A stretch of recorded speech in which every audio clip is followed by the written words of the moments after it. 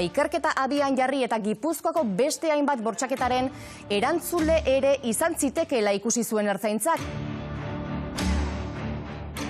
Gipuzkoako ustezko serie bortxatzailearen biktima gehiago daudela esan du ertzaintzak. Konorterik gabe utzi eta euren etxeetan eraso zien. 3 biktimetan aurkitutako DNA arrastoak erasotzaile berberarenak zirelak.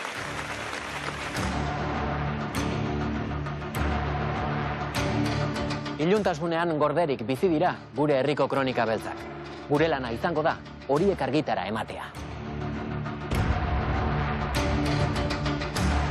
2010ko hamarkadan serieko bortxatzaile batek izua zabaldu zuen Gipuzkoan. Lurraldea zeharkatzen duen N bat errepide osoan aritu zen, eta gutxienez 10 emakumeri egin zien eraso. Urte horietan bere ekiteko modua perfekzionatu zuen, azkenean inpunitate sentsazioz jardun arte. Edozein emakume izan zitekeen bere hurrengo biktima. Inorretzegoen salbu. Ez da etxeko segurtasunean ere. Mamu bat bezala sartzen zen haien etxeetara, eta bertan bortxatzen zituen. Prestatu zaitezte, egiaren bazterrik ilunenak ezagutzeko, krimenik latzena ere, uste baino gertuago egon baitaiteke.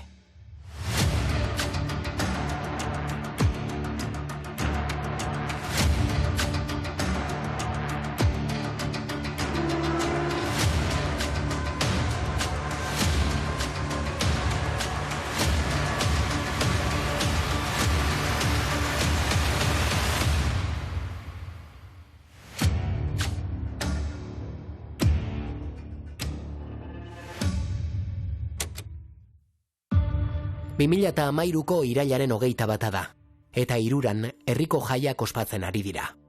Leire lagunekin joan da Tolosatik, bere belaunaldiko gehienak bezala. 19 urte ditu, etxera itzultzean, bizitzak goitik behera aldatuko zaio. Hirurako festak zian, eta juteakon azkeneko autobusak galdu inun. Juteakon, zeon jendea, ni bezala berdina intzula, oinez jun, eta pase bat hartu, eta etxea jun, ez? Eta zian, 4, 5 hortik. Ohikoa da, gazte tolosarrak errepide horretatik itzultzea Hiruratik. Tolosako errepide zaharra da, N bat errepidearen paralelo doa, eta albo bietan aparkalekuak ditu. 4 kilometro daude, bi herrien artean. Ja, neon Tolosako lehenengo etxek ikusten, aurrea behiratu nun, eta gizumatatea zan kotxen artetik. Beltzez jantzita. Eta gaina aurpegia airen, ez zeon tapatuta ez da ezer. Eta esan nun hemen zeo zer gertatukoa. Eta orduan, rekto junitzan, baino alde batea juteakon besteak berdina itezun, frenten, eta ni esaten nun, ostra, hemen zeo zer gatukoa. Orduan, gizonak frenten jartzakon, eutxintzian, eta pañueloa jarri zian aurpegin, de primeras. Kendu inion pañueloa, kriston usain txarra da, kendu inion. Orduan, ni peleatzen hasi nitzanen, beak heldu eutxintzian, eta, esan nun, este me va a matar. Eta orduan, borrokan, zure bizitzan gatik. Pentsatzezu momentu hortan, ez dakit, zure bizitza bukaera dala. Ez dakit, edo furgonetan, edo lurren botata. Gainen jarri zan, gainetik kendu nun, pañolakin denba guztin, eta zuola lurren, ezin dezu ez herrin, eta ni guatzen naiz, momentu hortan hilin nitzala. Itxota. Konozimentoa galdu nun, eta gero esnatu nintzen, eta neuzkan galtxamotxak eta mediak. Eta altxatzeakon, buruz gora, notatu nun galtzak igota zeudela, baino mediak jetxita. Eta hor negatu itezea, ze esatezu, baino ze pasada. Eta hor duen hartu nun nire poltsoa, haindik beson neukala, eta behidatu, kartera falta zaiten, edo ez dakize, igual lapurtu niate, edo ez dakize. Ez, mediak jetxita, ez obio. Baina zure buruak esategu, ke ba. Eta enun ez da negarrikin, ni flipatzen neon, xoken neon. zan como, iruran, osea, Tolosan. Bueno, biktima kontsultara iristen direnean, modu ezberdinetan iristen dira. Gehienak shock egoera batean iristen dira, nolabait, inpaktu handi bat jaso dute, eta askok ez dute reakzionatzen. Batzuek kosta egiten zaie gauzak berbalizatzea, beste batzuk berriz, lur jota, derrumbatuta bezala azaltzen dira kontsultan. Eta oso normala da askotan, biktimak detailez edo gertatutakoaz ere ez oso ondo gogoratzea.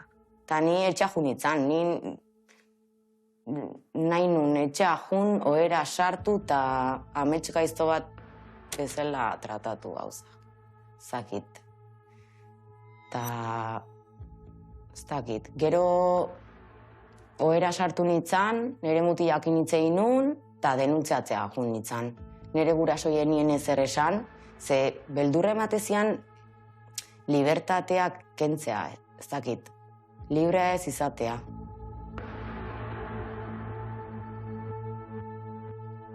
Tolosako komisarian jarri dute salaketa, eta berehala sexu erasoen kasuetako protokoloa aktibatu dute. Ospitalean mediku forentxe batek Leire ikuskatuko du, eta erasotzailearen DNA laginak aurkitu dituzte. Ni nahi nuna zan dutxatu, baina ezin nun.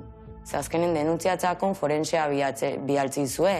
Eta orduan, arropa, proebak eta dena, enun ez da arropa ikaldatu.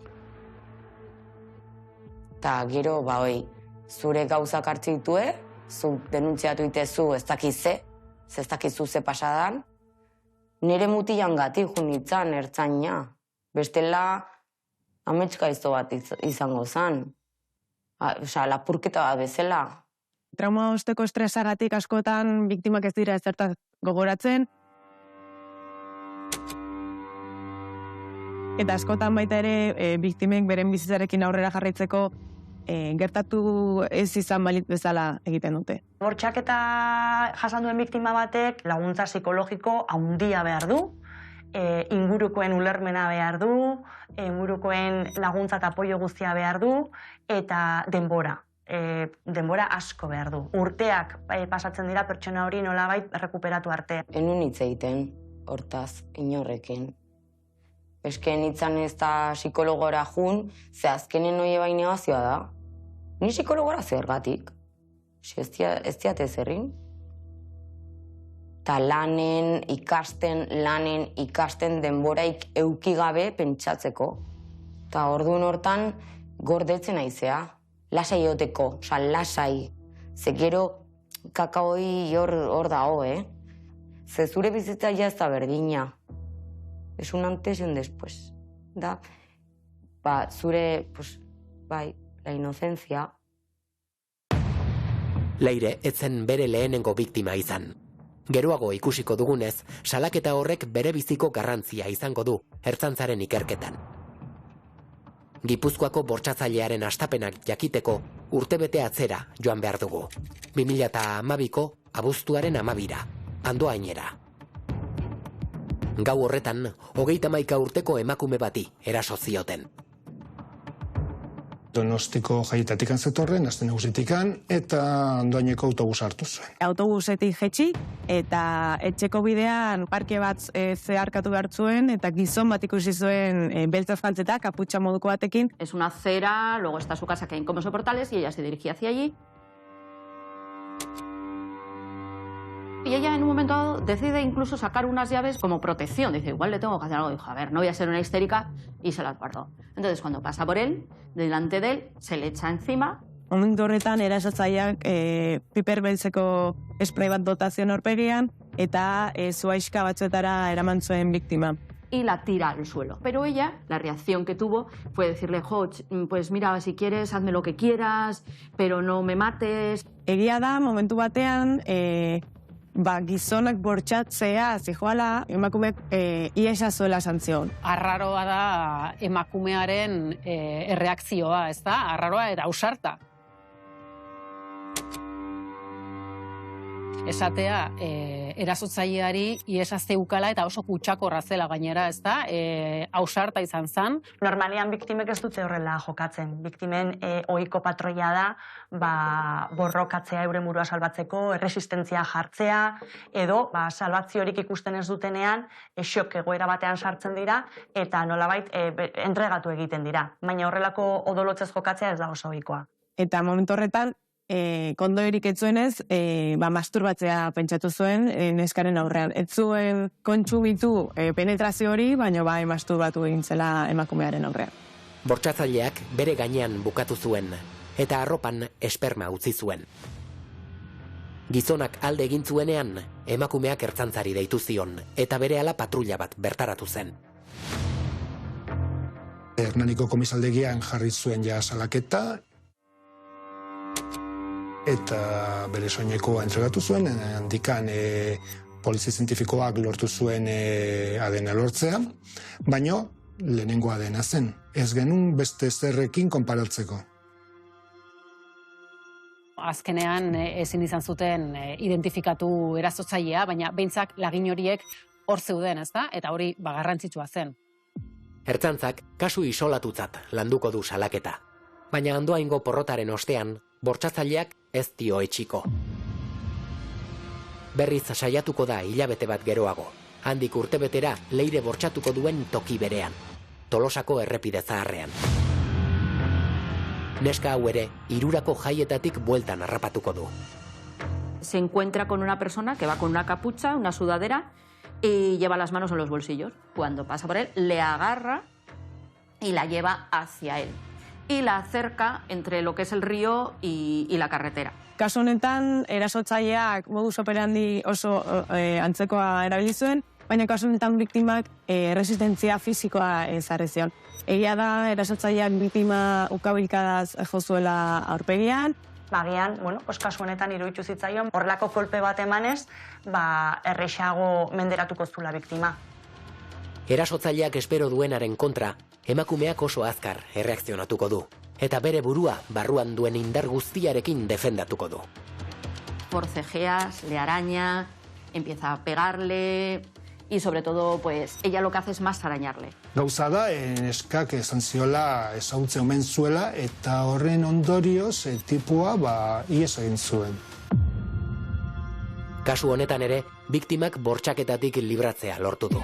Erasoa salatu eta ertzaintzak gizonaren DNA lortu du emakumearen azazkaletatik. Azkenengo bortxaketa saiakerako laginekin konparatu eta antzekoak direla ikusi dute. Badirudi, sexu erasotzaile berbera dela. Bi saiakera hauek eta gero ikustekoa zen bortxatzaileak bortxaketa bat kontsumatu arte jarraituko zuela. Herriko jaietan zeo zer gertatzen danean, komunikabidetan beti agertzen da zeo zer. Baina erasotzailea ez bada topatzen, berria ja albistea kontatuta dago, eta momentuz oihartzuna ez da hain handia, ez da gero, bai.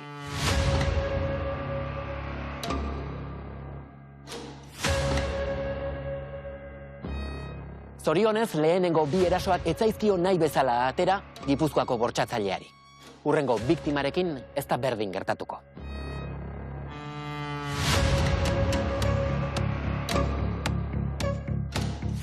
Hirugarren erasoa ere, honelako gune baztertu batean izango da. Baina akatsetatik ikasi du munstroak. Emakumeak loarazi behar ditu.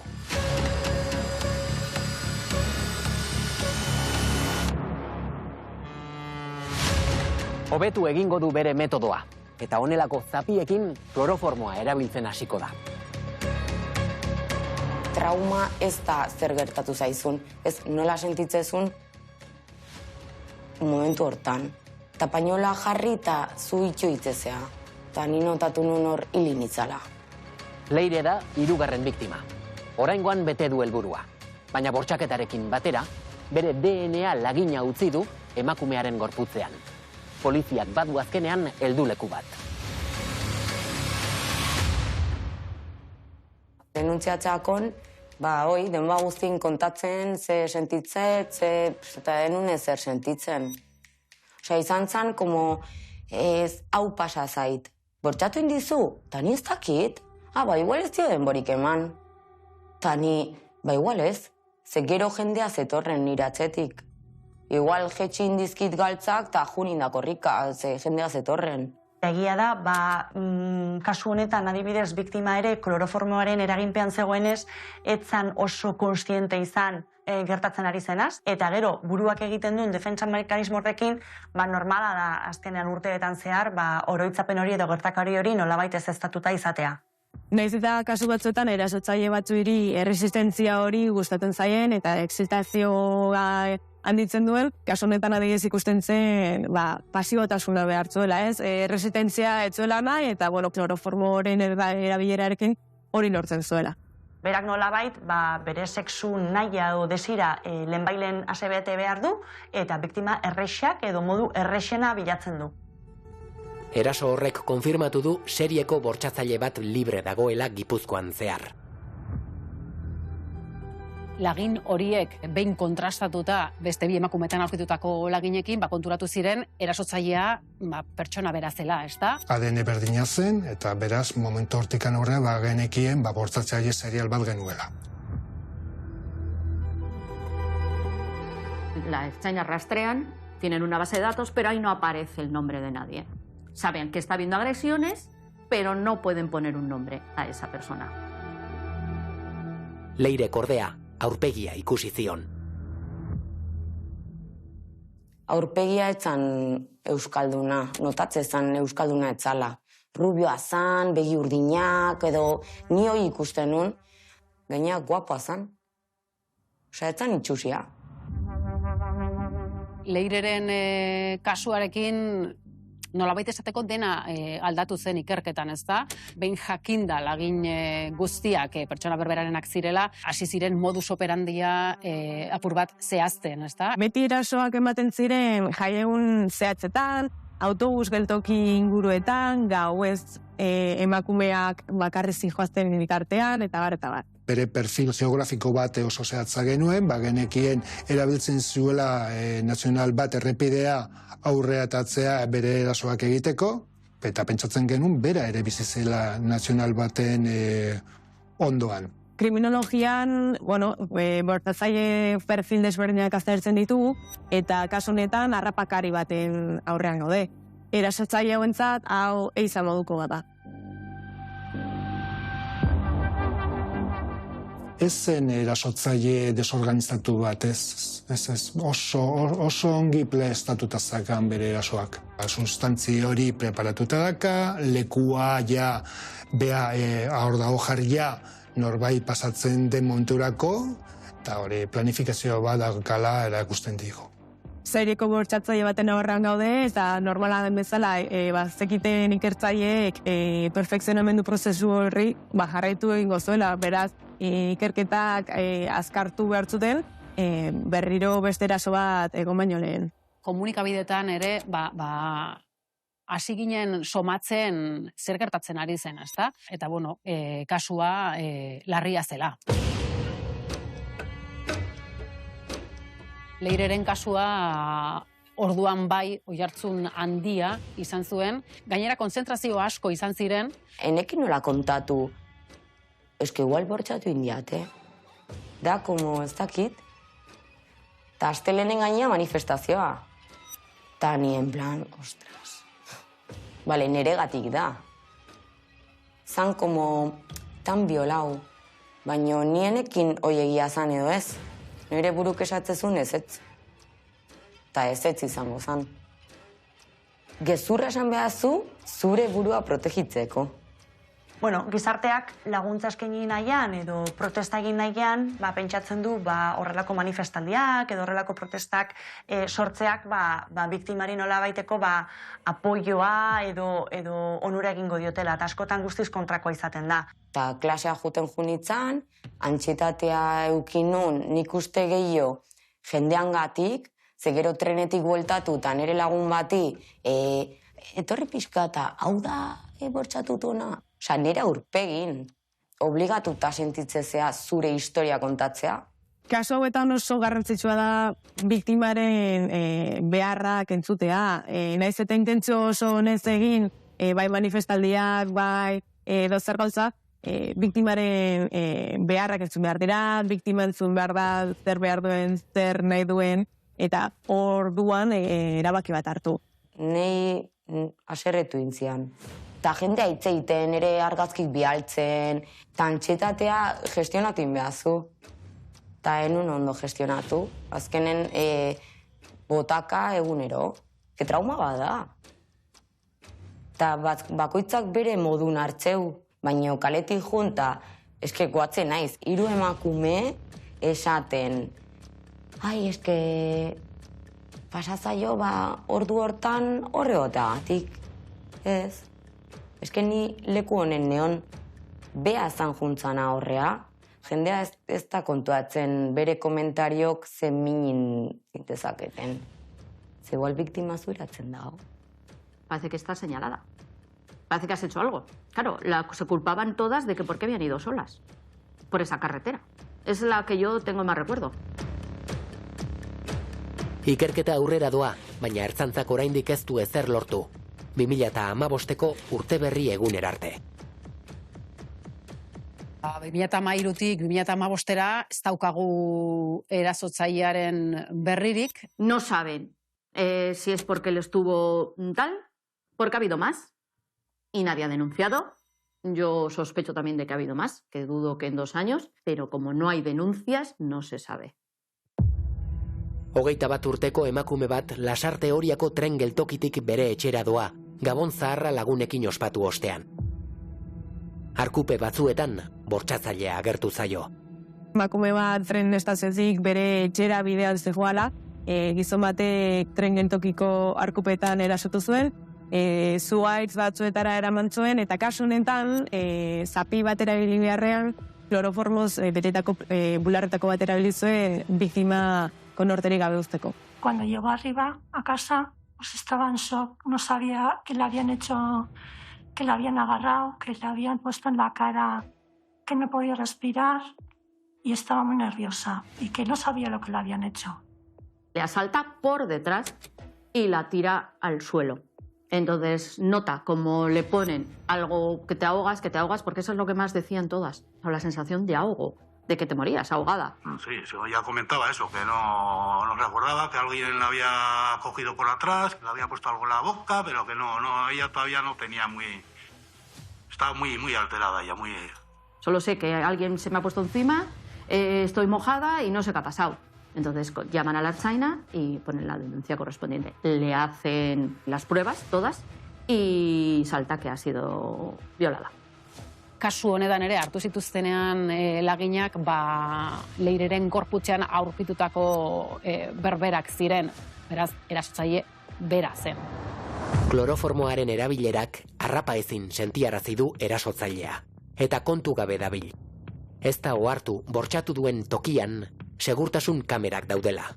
Tren estazio inguruko kamera batzuek biktima eta erasotzailea batera grabatu zituzten, eta hor ikusi zen oso altura antzekoa zutela, eta biktimaren altura 1,75 izana, jakin izan zuten erasotzailearen altura zin izan zen. Irudi hauekin bazukaten erasotzailearen beste pista bat.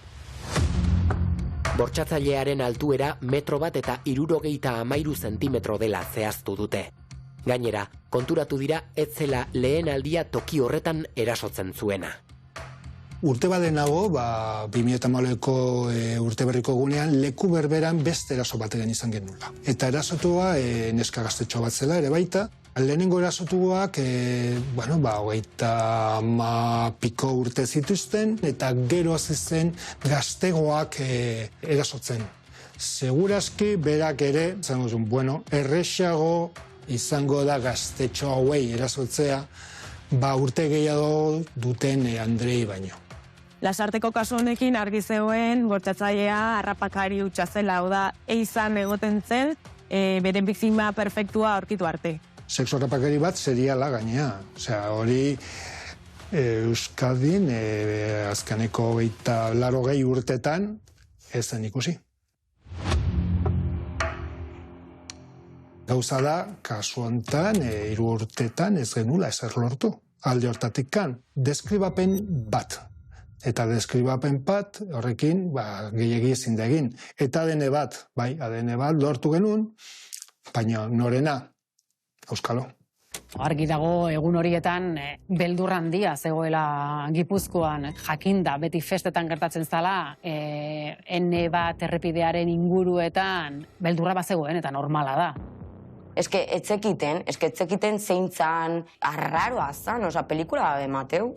Horrelako gertakari batek bazken finean beldur soziala sortzen du gizartean. Eta ertzaintzaren aldetik gerora jakin dugu egon zela segurtasun, nolabait esateko segurtasun dispositibo bat, bai herriko festetan, bus geltokietatik gertu, tren geltokietatik gertu. Esan dezaket adibidez, Lasarte, Andoain eta Tolosako autobusetikan edo trenetikan jaitsi zien neska bakar guztiak, bost urtetan neska guzti horiek akonpainatuta joan zien bere etxeraino. Beraiek jakin gabe. Hainbeste denboran bortxatzailea zein den ez jakiteak, nolabait biktimaren beldurra sortzen du. Berriro bortxatzearen beldurra, kaletikan berriro topatuko duen beldurra. Beldurra beti da hor,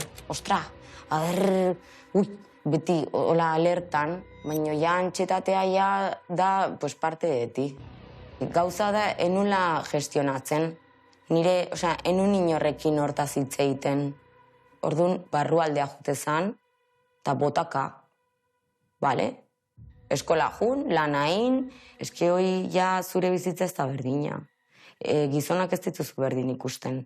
Bortxaketa batek oso ondorio larriak ekartzen ditu, ondorio psikologiko izugarriak ekar ditzazke. Hasiera batean edo epe laburrera, nolabait, antsietatea, depresioa, isolamentu soziala, beldurra, eta epe luzera ere sekuela da ondorio oso larriak uzten ditu, biktima hauei asko kostatzen zaie gero berriro konfidantza rekuperatzea, erlazio intimoak edo bikote erlazioak sortzea ere bai, harreman sexualak mantentzea ere zaila egiten zaie. ¿Cómo ha estado ella? ¿Cómo la han notado ustedes desde aquel hecho? No es la misma. No es la misma. Hilabeteak eta urteak igaroko dira, eta ertzantzak herrietan jarritako segurtasun operatiboek ez dute susmagarririk topatu. Ez dute salaketa gehiagoren berri. Non dago bortxatzailea? Bortxatzeari utzi aldio. Euskal Herritik aldegin ote du. Hipotesi guztiak aztertuko dituzte. Pertsona hau, mendikan joan da. Konprobazioak egin ziren Europako beste lekutatikan, eta ez egon inolako kasurik Europan. Hilda, esan diteke. Utzi du erasoak eta pentsatzen duela arrisku gehiagi hartu dituela, izan diteke, baina erasotzailea voltatuko da. Momentu batean voltatuko da, eta voltatu zen. Gipuzkoako bortxatzailea arrastorik utzi gabe desagertu da ertzantzarentzat. Urteak igaroko dira berriz beraren berri duen arte. Eraso egiteari utzi diola pentsatuko dute, baina ez. Beste behin ere, teknika aldatzea erabaki du. Gertuko emakumeak aukeratuko ditu, ezagunak. Haien etxeetan ezkutuan sartzea lortuko du, drogatu eta impunitate osoz bortxatuko ditu. 2017ko ekainaren 17an, Ordizian beste kasu arraro bat azaldu zen. Kasu honetan emakume bat bere etxean eslatu zen, aurpegian minuta zeukala. Ella se despierta en un momento dado, totalmente desnuda, su marido se había ido y tiene la cara totalmente roja, inflamada y entonces no entiende nada. Lo que hace, dice, pues llamo a una persona que me acompañe al hospital, a urgencias, a ver qué tengo. Ambulategian, aurpegirako zerbait eman zioten eta etxera joateko esan zioten. Ez dute atzematen ezera arrarorik eta neskak ez du salaketa jartzen kasu honetan. Hemen azkenean garbi ikusten da, bortxatzailea gerota boteretsuagoa eta gerota impuneagoa ikusten zuela bere burua, ez? Eta gainera, ez bakarrik biktimekiko, baizik eta gizarterekiko eta ertzaintzarekiko beraiek baino azkarragoa dela, eta orainan beste pausu bat eman duela eta jaztuela kalean itxaron behar. Beak erabikitzen du ze biktima eta noiz eta non erasotuko dituen. Biktimen egunerokoa ongi ezagutzen du. Norekin bizi diren, noiz dauden bakarrik. Baina 2019ko uztailean, Beasainen egingo duen eraso batean, guztia bukatuko da. Eraso hau ez dakan modus operandi berdina, oso desberdina zen, kasu honetan eska gazte bat, 21 urtekoa, Rumaiarra bere etxetikan jatxi, eta pertsona bat atzetikan ere eraso egin zion, eta etxerun sartu zuen, eta bere etxera eman zuen, eta bortxatu zuen. La pega, lo que no está escrito, porque la cara la tenía hecha un cuadro, pelean y ya consigue, la pone un trapo, la duerme. Kasu honetan ere kloroformo erabili zuen, baina kasu honetan biktimak ez zuen konortea guztiz galdu.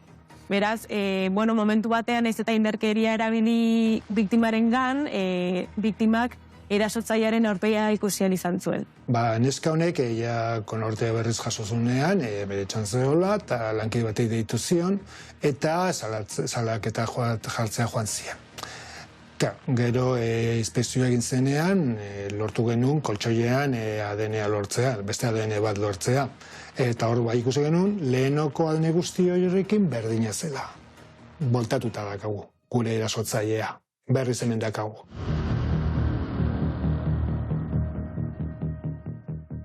Zer gertatzen da kasu honetan?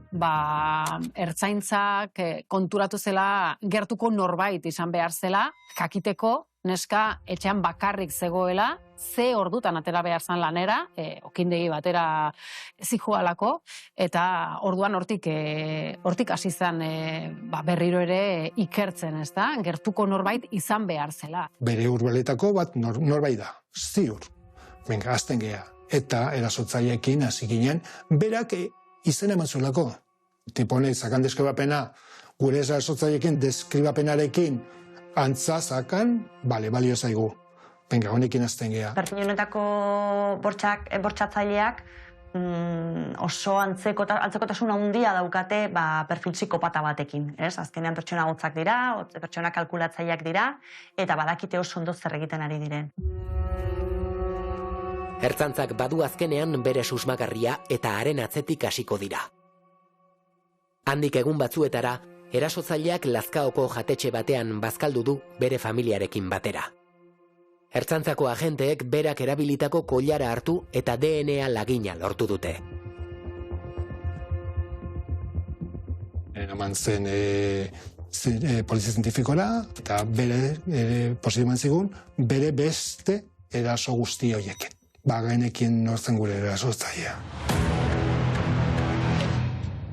7 urteren ondoren harrapatu dute.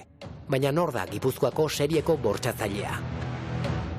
Erasotzailea jejekoman deitzen da, Rumaniarra, azkaun bizia, eskondua, alabakin, eta metalesko enpresa bat zakan. Bere tailerrean kontratatuak zituen, bere 2 biktimen senarrak.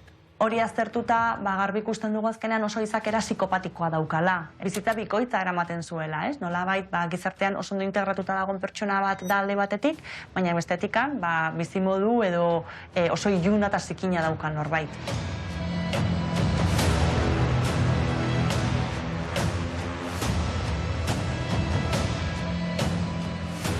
Harrapatzeak bomba izan zen. 7 urte pasazia. 7 urte. Eta hor bai dutxa junitzen eta negarrez. Porque zure gorputza zikina dago.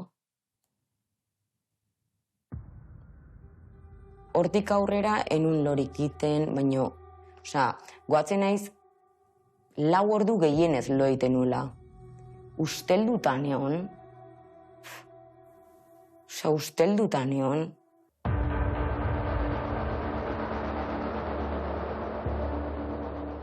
Poliziak azkenean atxilotu du, ia 10 urtez Gipuzkoa izutu duen sexu harrapakaria.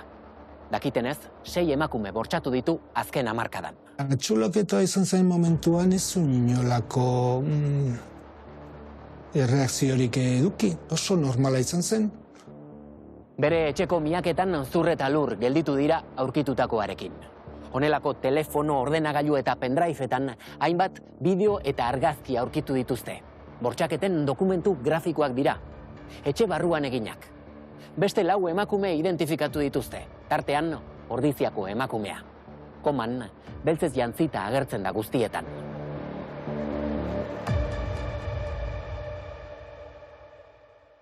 Bai pendriveetan eta bai ordenagailuetan bideo eta argazki desende zituela bere erasoei buruzkoak.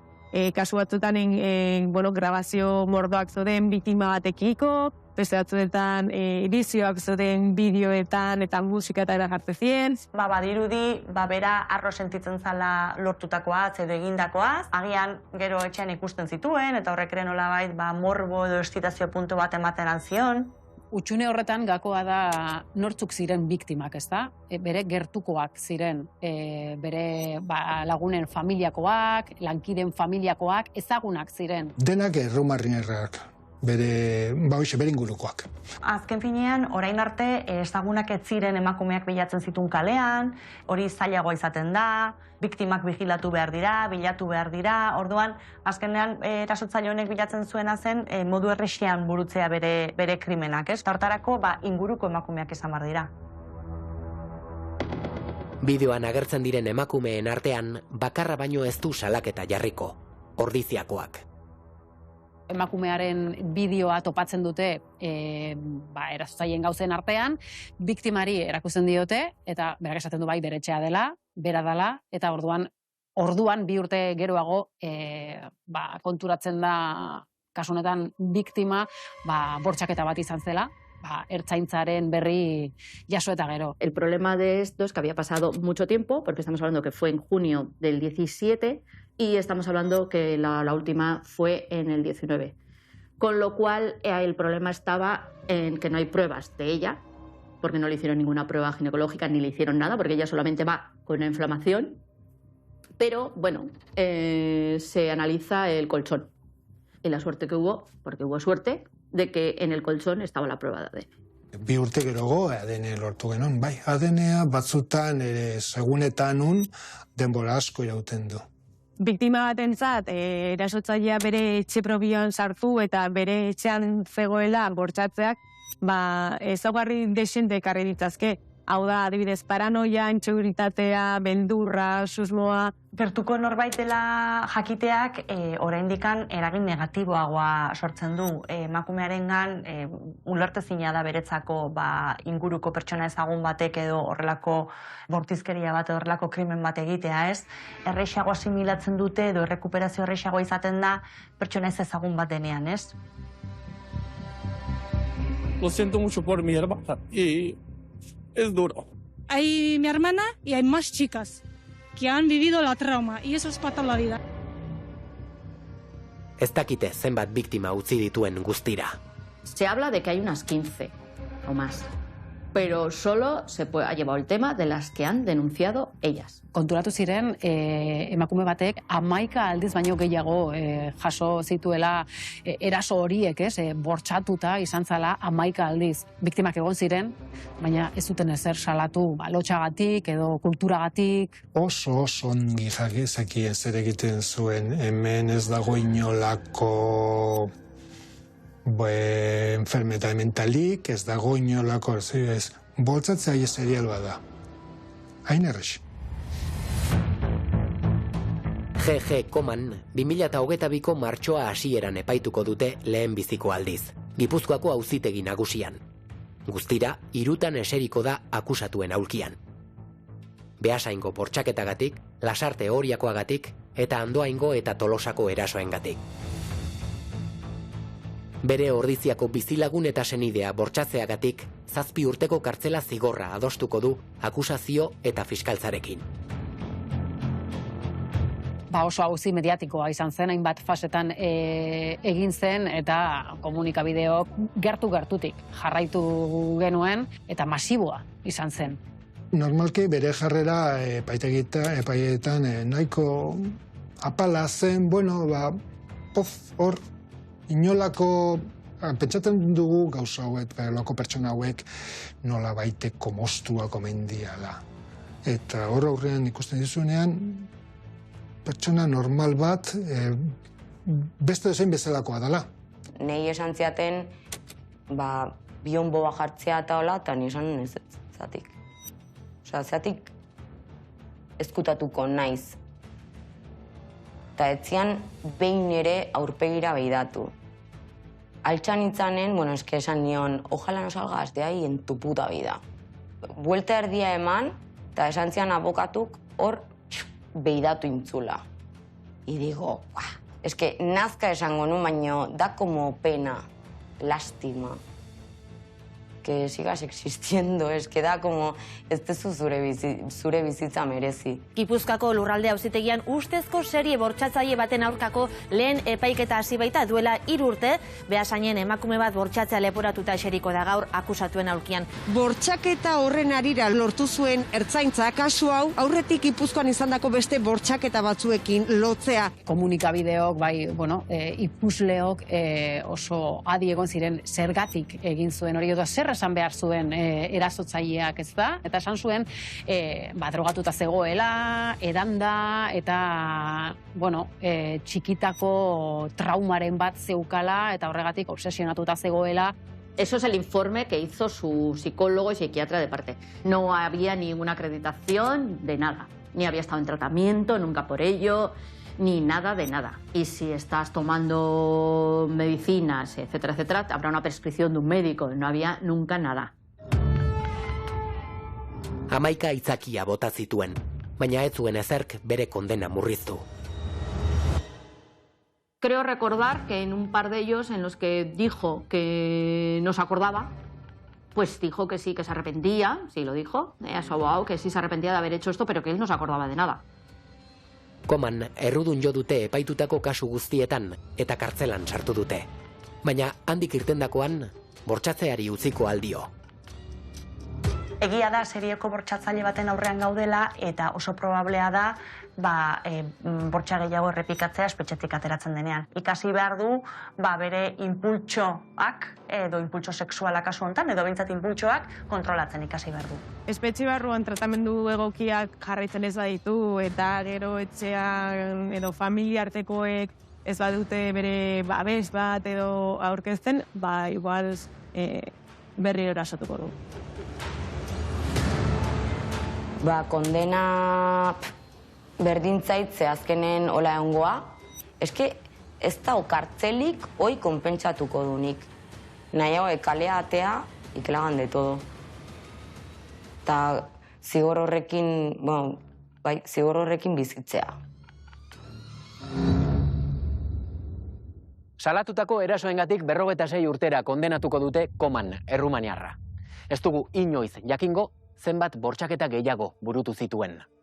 Ikertzaileek gutxienez 10 biktima identifikatu dituzte. G.G. Koman, Euskal Herriak eduki duen serieko bortxatzailerik latzena izan da. Biktima guztiek estres posttraumatiko itzela izan dute. Bizitza hondatu die. Batek aitortu du, ordutik ez dela inoiz zoriontsua izan. G.G. Komanek ez du inoiz barkamenik eskatu, ez da damurik erakutsi ere.